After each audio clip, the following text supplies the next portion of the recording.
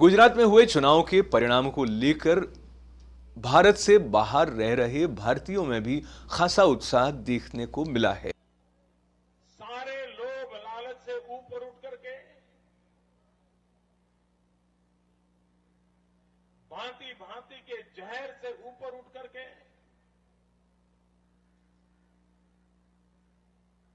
अगर मेरा गुजरात का भला होगा तो कल मेरा भी भला होगा।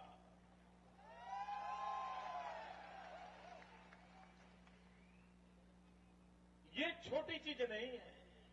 और जब भारतीय जनता पार्टी ने चुनाव में एक सादा सीधा वाक्य रखा था, एक मत गुजरात।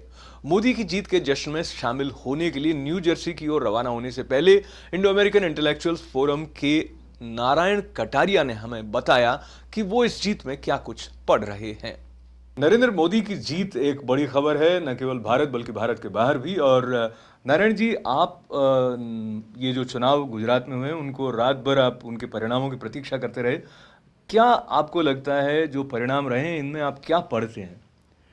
भाई मुझे तो I am really very happy. और जो मैं देख रहा था रात को सारी रात, और जिस तरह से गुजरात की जनता में गर्मी थी, और एक्चुअली ऐसा लग रहा था कि सारा का सारा गुजरात वोट देने जा रहा है मोदी को। वैसे तो नहीं हुआ हमारी मर्ज़ी से, हमारे we were expecting about 140 seats are so, लेकिन फिर भी जो हुआ है वी आर वेरी हैप्पी। और इतने लोगों को मैं देख के तो बड़ा खुश हो गया। And today I am really very happy. And today actually we are having a big celebration in New Jersey. There will be about 300 to 400 people. They are all BJP office bearers. They are workers and volunteers will be there. And we were talking among ourselves, and we are all very happy, and we feel great that this is the third time. This is hat trick. Modi has made really a hat trick. And it is not easy. इतना छोटा काम नहीं है। और ये कैसे हुआ है? बिकॉज मोदी का जो पावर है, Modi is a very dynamic leader, वो कारिस्मिक लीडर है। और उनको आजकल तो उनको हिंदू हृदय सम्राट कहा जाता है। और इनको कोई कहता है he is the lion of Gujarat, कोई कहता है कि ही इज़ अ विकास पुरुष, कोई कहता है लोहा पुरुष। So all over Modi knows, and he knows how to use the media, किस तरह से मीडिया को चलाना। Let me interrupt you. When you said हिंदू हृदय सम्राट, तो मुझे याद आता है कि उनके ऊपर जो आरोप लगे हैं, विशेष करके अल्पसंख्यकों की सुरक्षा में वो असफल रहे, ये बात अभी तक उनका पीछा कर रही है। और साथ ही जो दावा कांग्रेस का रहा वो विफल होने के, और मोदी की जीत के पीछे आपको क्या खास कारण लगता है? ये देखो, मोदी के ऊपर जानबूझ के इल्ज़ाम लगाया जा रहा है। आपको पता है कि सिट कमीशन सुप्रीम कोर्ट ने अपॉइंट की थी। उस कमीशन का काम था कि मोदी को जाके फाइंड आउट करो whether he was involve in those things और नॉट। लेकिन उस SIT commission has cleared Modi. 2012 अप्रैल के अंदर मोदी को क्लियर कर दिया कि मोदी वाज नॉट इन्वॉल्व। ये पूरे का पूरा मीडिया का था, पूरा का मीडिया जो सपोर्टेड बाय कांग्रेस गवर्नमेंट है। और थोड़े से एंटी हिंदू लोग थे, एंटी नेशनल लोग हैं, वो मोदी को बदनाम करने के पीछे लगे हुए हैं। They want to destroy his credibility. इतने पावरफुल आदमी को तो लोगों ने महसूस किया कि हम इसका जवाब देंगे, और उन्होंने जवाब दिया। इलेक्शन में उन्होंने बता दिया कि you all people are wrong. 12 crore आंखें मुझे हर पल देखती हैं।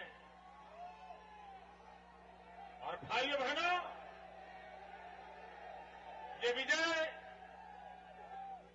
ये विजय नरेंद्र मोदी का नहीं है। ये विजय 6 करोड़ मेरे गुजराती भाइयों बहनों का है। ये विजय हिंदुस्तान के उन नागरिकों का है जो विकास के लिए, सुख के लिए सदियों से तड़पते आए हुए हैं। उन सब के आशीर्वाद का विजय है। कोई आसाम में रहता होगा, कोई केरल में रहता होगा, कोई जम्मू कश्मीर की धरती पर रहता होगा, हिंदुस्तान के किसी भी कोने में होगा, जो देश का भला चाहता है, उन सबका ये विजय है। उन सबका ये विजय है। तो जिस तरह से मोदी जीते हैं, वो प्रश्न चिन्ह तो लगता है कि जिस तरह के संदेह कांग्रेस की तरफ से मोदी की इंटेग्रिटी को लेकर व्यक्त किए जा रहे हैं, उसको जनता ने उस तरह से स्वीकार तो नहीं किया है। मैंने सबको कहा था, भैया आप जितना कीचड़ उछाल रहे हो, उतना ही कमल ज्यादा खिलेगा। और आज वह भी मेरा अनुमान सही निकला है। पर आपको क्या लगता है कि जो राष्ट्रीय स्तर पर नरेंद्र मोदी की छवि है और उनको जिस तरह से प्रधानमंत्री के दावेदार के रूप में भी प्रस्तुत किया जा रहा है, तो क्या ये चुनाव का परिणाम उस दिशा में उनको कुछ आगे ले जाता है? मैं आपको सीधी बात बता रहा हूँ कि Modi has become so powerful. He is a dynamic person. He is a charismatic person, and he is a very powerful orator. He knows what to talk, how to talk. और उसको पता है कि ये जितने लोग उसको सुन रहे हैं मिलियनों के अंदर, उनको सबको कैसे मिला के किसी डायरेक्शन में लेके जाना. और मोदी इज़ डूइंग दैट. और मोदी को स्टॉप कोई कर नहीं सकता. Modi is unstoppable now. उसका stock has gone up all India level के ऊपर. अगर चर्चा करनी है तो उनकी कीजिए, यस देना है तो उनको दीजिए, और कुछ सीखना सिखाना है तो मेरे गुजरात के मतदाताओं से सीखिए.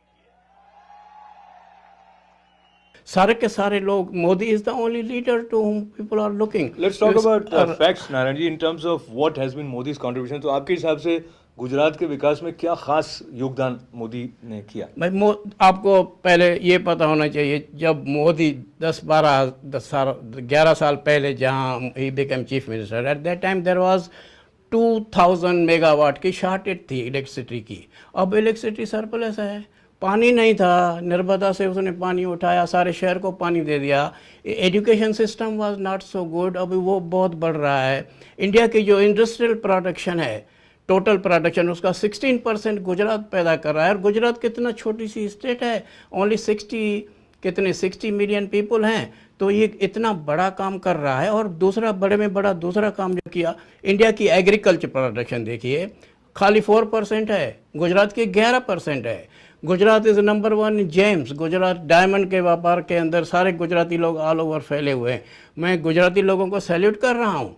और ये with the help of Modi they are doing great job. और इन एडिशन टू दैट वहाँ एक 600 मेगावाट का सोलर पावर प्रोजेक्ट जिसने ही dedicated to the nation.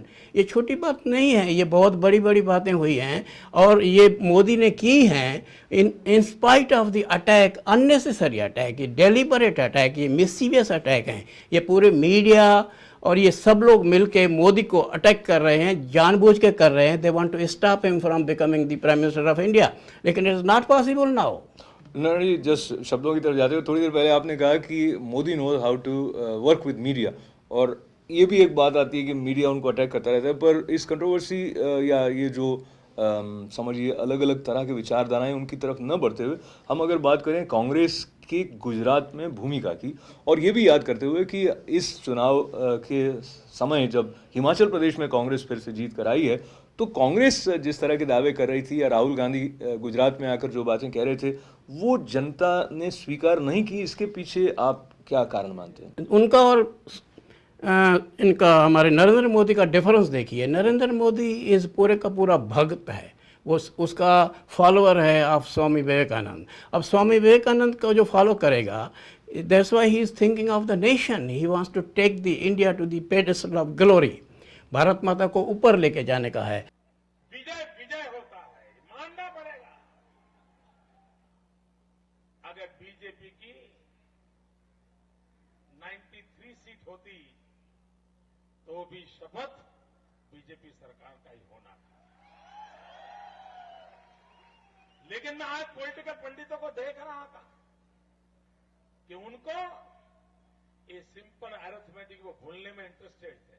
In the broader perspective, ये जो इलेक्शन रिजल्ट आए हैं, इसके बाद क्या आपको लगता है जो अमेरिका आने के लिए मोदी को वीज़ा डिनाई कर दिया गया था, वो मसले पर भी कुछ इसका भाई देखो, ये मीडिया, ये जो वीज़ा का जो इशू है ना, it is unrelated. Modi does not care. He does not want to come to this country. Modi ji जब यहाँ आए थे, कोई 10-11 साल हम उनके साथ थे, तो मोदी जी को इधर आने का कोई इंटरेस्ट नहीं है. उसने उसको वीज़ा दो नहीं दो, ही does not care. He only this question is being raised deliberately to create confusion in the mind of ordinary people. Modi को वीज़ा नहीं दिया. Modi doesn't want the he does not want any visa. People have to go to India now. India is becoming a rich country. America is going down.